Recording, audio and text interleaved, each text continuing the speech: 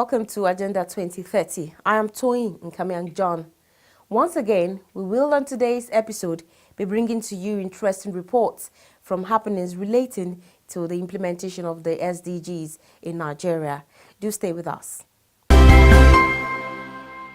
Agenda 2030. As a successor framework for the Millennium Development Goals, the global community rolled out a bigger, deeper, and more encompassing framework called the Sustainable Development Goals, designed to transform our world, lift the poor out of poverty, as well as ensure inclusive and healthy society. On Agenda 2030, we take you on a media trip to the global destination of the future we want. With everyone on board, we focus on the people and their struggle, the civil society and their agitations, the government and her development effort, the Global Development Agenda, its 17 goals and 169 targets. We bring you all the deliberations, insightful conversations and high-level partnerships on the road to global destination. Agenda 2030, showing on this channel. Agenda 2030, leaving no one behind.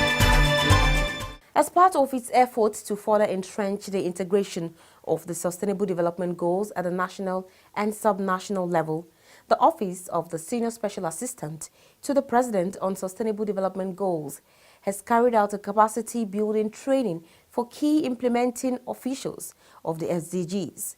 The training retreat, which was held in Abuja for focal persons from state and desk officers from the ministries, departments and agencies at the federal level, was designed to address some of the capacity gaps to ensure successful implementation of the SDGs in Nigeria.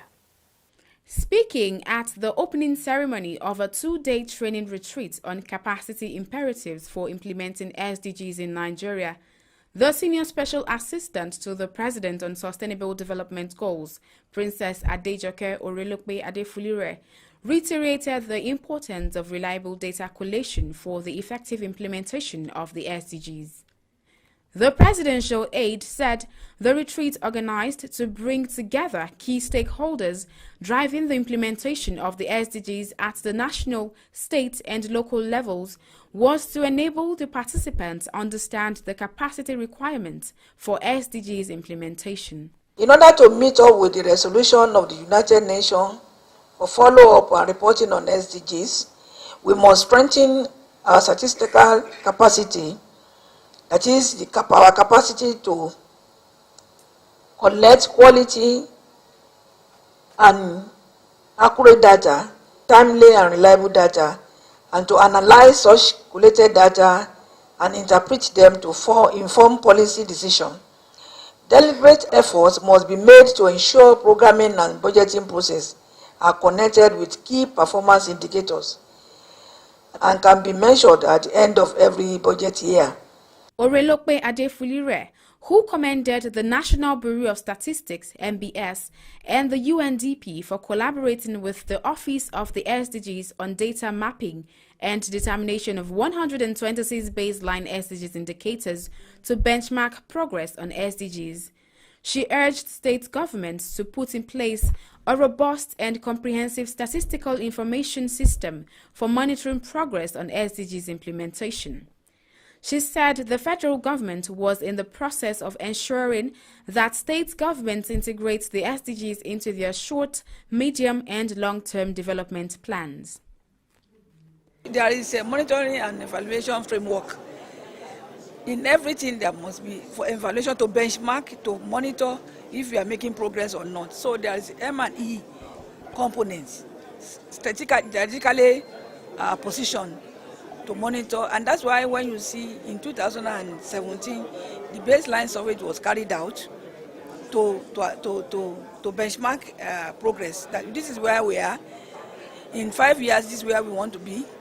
In 10 years, where this want to. In 15 years, when the program is going to come to an end, this is where we should be. And if you don't have an MIE, which is monitoring and evaluation, we can determine whether we are making progress or not. The economic advisor at the United Nations Development Programme (UNDP) for Nigeria and ECOWAS, Ojijo Odiambo, who spoke on mainstreaming and acceleration of the SDGs in relation to the Africa 2063 agenda, said the 2030 Agenda for Sustainable Development already contains critical elements of Africa's 2063 agenda. The Africa's Agenda 2063 largely informed the SDGs. So the SDGs already contain critical elements of Africa's Agenda 2063. There's a high degree of convergence. By some estimations, is around 80% convergence between Agenda 2030 and Agenda 2063. So by moving towards achieving Agenda 2030, which is the SDGs, we are already achieving 80% of Africa's Agenda 2063. However, where there is no convergence and which areas are uniquely applicable to the African continent, it's upon the African nation states, Nigeria included, to have in place policies and programs that will achieve this. Beyond that, there are regional projects that the heads of state and government from Africa region have agreed to, and this will also facilitate not just the integration of the continent but also overall development of the region. On mainstreaming the SDGs into the budget to ensure sustained recovery and growth of the Nigerian economy, the Director Budget Monitoring and Evaluation at the Ministry of Budget and National Planning, Bath Fese, said the strategies of the ministries have to be informed by the plans of the SDGs. Owning the SDG cannot be done on its own. The SDGs have to be mainstreamed into the National Development Plan. Currently, the plan is the Economic Recovery and Growth Plan, and that already is what is happening, because the SDGs have already been mainstreamed into the SDG, into the ERGP. As for whether the annual budget is enough to implement the targets of the SDGs, yeah, why not? To the extent that the annual budget fully implements the provisions on the targets of the ERGP, to that extent will the annual budget be enough to achieve the goals and targets of the SDGs. Recently, the government of Switzerland returned funds reportedly looted by late former head of state, General Sani Abacha, to the Nigerian government. The federal government has since indicated its intention to disburse the funds among the poorest of the poor in its avowed commitment to continue to alleviate their plight by dispersing solace and succor. Greeted with criticism, the special advisor to the President on National Social Investment Program, Mrs. Mariam Ways, spoke with Agenda 2030 team on the rationale for the decision. We're giving grants to poor people, to the extent that that is what they mean, to the poorest people. But let's go back a little bit in history. You know, before this administration, about 700 million had been returned, and it was unaccounted for. So when this judgment was to be made on how this money should be returned to Nigeria, there were a lot of arguments. Even the civil society in Switzerland were campaigning that this money shouldn't be returned to Nigeria. The judge put a clause that the World Bank must monitor disbursements. It's there in the Swiss judgment. They didn't consult Nigeria, and they didn't consult the World Bank. He just felt that there will be credibility if the World Bank monitors. So here we are faced with a situation where we cannot disburse that money unless World Bank is involved. So we sat down with World Bank. World Bank said, who is going to pay us to set up structures for monitoring? There's no provision for that. And it's not cheap. So they said, but we have a number of projects in Nigeria that we have put money in. So we already have monitoring structures for disbursement. So we can give you the list. If you select that this money should go to any of these projects, then we don't mind. Otherwise, you may need to go back and appeal so that they remove our name. Because we're not going to commit to anything that is going to have expenses that we don't know who will pay. Especially in a country as large as Nigeria, monitoring is not going to be cheap. You understand? So of all the different programs that the World Bank has lent money to, government in its leadership said, okay, you have set up transparent programs and you're creating a list of the poorest Nigerians. We can see how payments are being made. This money was taken from Nigeria. Let's give it to Nigerian people.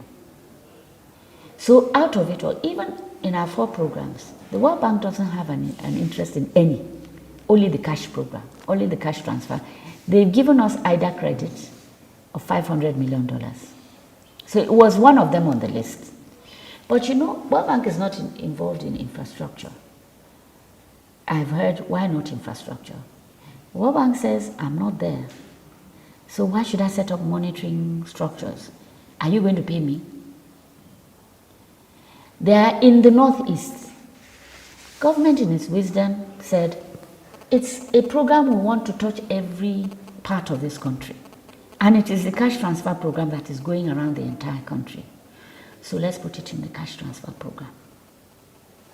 And let's follow the method you've been following. In fact, World Bank has 2 other programs, YESO and CSDP, the Community Service Development Project. It was under finance before. Once we started working, they relocated it to our office. Now they're under us. Because they're very happy and they can see what we're doing. You understand? They can track what we're doing. And we're ensuring that only the poorest. And we're trying to depoliticize the process. We're trying to ensure that the usual suspects, you know, culture, faith, all of those things don't impact. We just go to the community and the community determines. You understand? So a lot of the politicians say, we don't know what's happening. It's not true. You're not doing it. But they don't go to their communities, that's why. We're not giving the details of the recipients in the sense that there's data confidentiality and some people won't want their details out there. But we can share the numbers of the community facilitators that I said we've trained, who go to meet them. They will lead you to these people. They will show you they're not ghosts. They will show you where they are. Or if on payday you want to go, you will see them being paid. But the data that we're compiling, that we have the National Social Register, which is a combination of all the states, and every state has access to its own data. It is available only to an extent for philanthropists, organizations, donor partners, individuals who say, everybody over 70, I want to pay, I want to give them a stipend. If you meet our protocols, we've designed protocols, then everybody over 70 will get that money. You can be rest assured that they will get that money because we pay them directly. We don't go through any middleman. You understand? So that's how come the money, I've explained the process that we go through. It's tedious, but it's critical for us that we know, it's stimulating financial inclusion. Even Empower, a lot of them opened accounts because of Empower. So we're bringing people into the formal economy. All our cooks have to open accounts, And with our cash transfer, they're a little more distant. They're gradually being brought into the economy themselves. And beyond that, everybody that has a BVN is going to have a NIN number. It's already started, you know that. So everybody is getting a national identity number. And those people never registered at birth, never registered their marriages, never registered death. Menstruation is one of the most important changes occurring among girls during adolescent years. Although menstruation is a natural process, it is linked with several misconceptions and practices which mostly result in discrimination and isolation of the girl child. We bring you a report of how a youth group, the Youth for Peace and Entrepreneurship Initiative, YOPE, is leading a campaign for an improved reproductive health education while attempting to address the challenges by reaching out to school girls through their Why Right project themed No Girl Left Behind. According to a UNICEF report, 1 out of every 10 African schoolgirls skips school or drop out entirely due to lack of menstrual products and access to proper sanitation. This critical unavailability of sanitary products, especially in the rural areas, is a major barrier to education for girls of school-going age. Figures also report that the girl child is discriminated against even in the field of higher education. At least 40% of girls are not allowed to pursue higher studies due to conservative familial ideologies surrounding reproductive and menstrual health. The inability to effectively manage menstrual and reproductive health contributes largely to the decline in girl-child education. Perception and appropriate hygiene practices of adolescent girls in Nigeria towards menstruation is closely linked with their level of knowledge and beliefs. The global demand for greater understanding of the challenges menstruating schoolgirls face and the associated potential risks and consequences are growing. With respect to reported challenging menstrual hygiene practices, the Executive Director of Youth for Peace and Entrepreneurship Initiative, YOPE, Higariva Dorcas, has been leading a campaign on the need for targeted, systematic information to schoolgirls in Nigeria through the Y Rights project geared towards better knowledge and practice of menstrual hygiene. The drive is in line with Goals 3, 4, and 5 of the 2030 Agenda for Sustainable Development, which advocates for good health and well-being, access to quality education, and gender equality. Period is a natural healthy phenomenon for every woman, and every girl will come to go through it. So it's important that they are able to embrace it. They should be able to speak about it. They should be able to have the basic information that they need about their period so that they can menstruate with pride. And then looking at the Sustainable Development Goals, SDG, No Child Left Behind, we are also working in hand with these goals for gender equality. Most of the time you find out that girls during their primary school, most of the girls cannot transit to secondary school. That is because at that period, 9 to 12, they've already started seeing their periods. And when they don't have products to use, they tend to just withdraw from school. So we are looking at how we can retain girls in schools. A whole lot of state governments, in the north especially, are still struggling with keeping girls in school. Highlighting menstrual education as a vital aspect of health education, Dorcas said it is important to help girls stay in school during their period by providing them with alternative and sustainable means of care that will be readily available, accessible, and affordable, one of which is the disposable sanitary towel. So we are coming out with a product that will make sure that every girl can have access to affordable, very accessible and available sanitary towels to use. And we are talking about reusable sanitary pads where that can be easily produced, can be locally produced. As Egaira noted, education is one of the most critical areas of empowerment for women. It is also an area that clearly exposes major discrimination women suffer. Among out-of-school children, there are twice as many girls as boys, and amongst uneducated adults, there are twice as many women as men. When some Nigerian celebrities were made SDGs ambassadors by the Senior Special Assistant to the President on Sustainable Development Goals, Princess Adejoke Orilokwe Adefulire, she said it was based on their capability of communicating effectively the messages of the 2030 Agenda for Sustainable Development. The ambassadors were tasked with the responsibility of generating momentum and raising awareness for the SDGs in Nigeria, as well as mobilize critical mass participation needed for the success of the goals. One of the celebrity ambassadors is actor and television personality Teju Babyface Oyelakin, who was recently in the office of the Senior Special Assistant to the President on SDGs, where he gave an insight into his Teju Babyface Mentorship Academy and Mentorship Foundation Africa, designed to champion the cause of the SDGs. Here's the report. With his passion well connected to the spirit of Goal 4, centered on attainment of quality education, and Goal 8 for the provision of decent work and economic growth of the 2030 Agenda for Sustainable Development, Nigerian entertainer and SDGs ambassador Teju Babyface is embarking on a mentorship program with strong roots in equipping the youth with sound quality education, ultimately targeted at empowering them economically. To this end, the entertainer is entering into a strategic partnership with the Office of the Senior Special Assistant to the President on SDGs. Tajo Babyface gave insights into the shape and objectives of the mentorship program when he paid a visit to the office in Abuja recently. Specifically, he noted that the program will focus on training final year students on talent identification and management, amongst other courses. An act geared towards creating a balance between quality education and decent work. We figured that the first place we had to go if we wanted to start to have impact were the universities. As students are coming out, the final year students of a few key universities in the key zones of Nigeria, which is at the north, the east, and the west, as it were. Our first project is to go to those universities once a year and speak and train for 2 days the final year students coming out.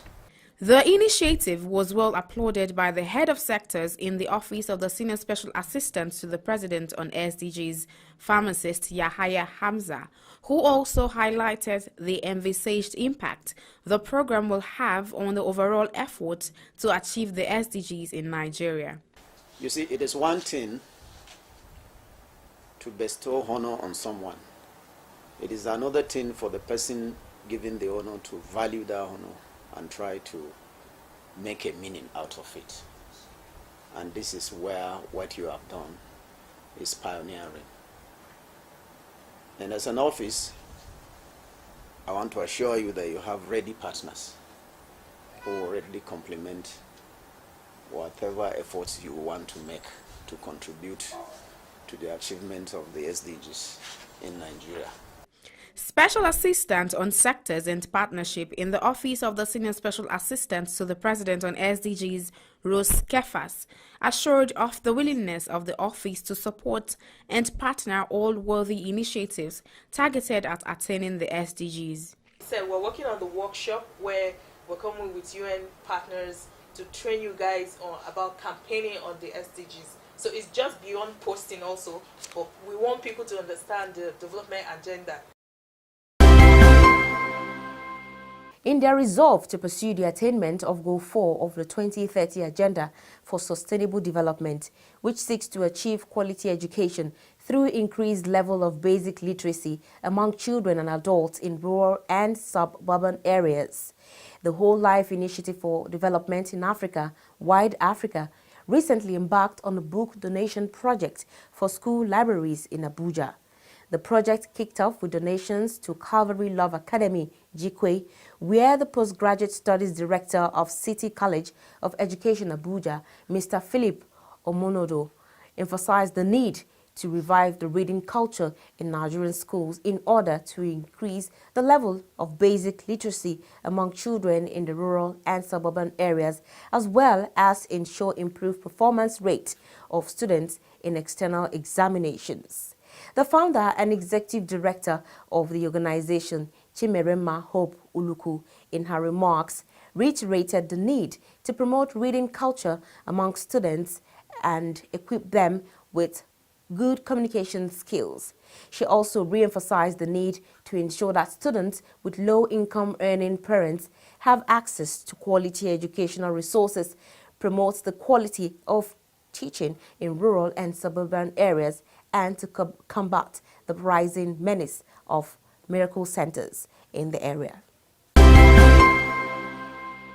Remember, you can always watch this program and other episodes by subscribing to our YouTube channels on youtube.com/FreshNewsTV and youtube.com/Agenda2030TV.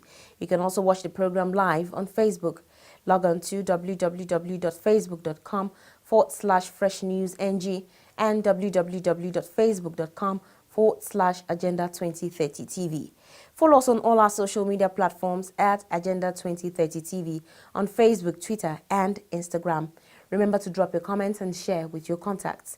Do use the hashtag Agenda2030 and hashtag Agenda2030TV. And that has been the size of our program this week. Do keep a date with us next week as we bring you another refreshing episode. I am Toyin Nkamian John. Thank you for staying with us.